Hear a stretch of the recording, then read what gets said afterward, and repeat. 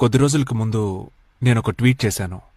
అదేంటంటే నా ట్రస్ట్కి ఎవరు డబ్బులు పంపించకండి, నా పిల్లల్ని నేనే చూసుకుంటాను అని.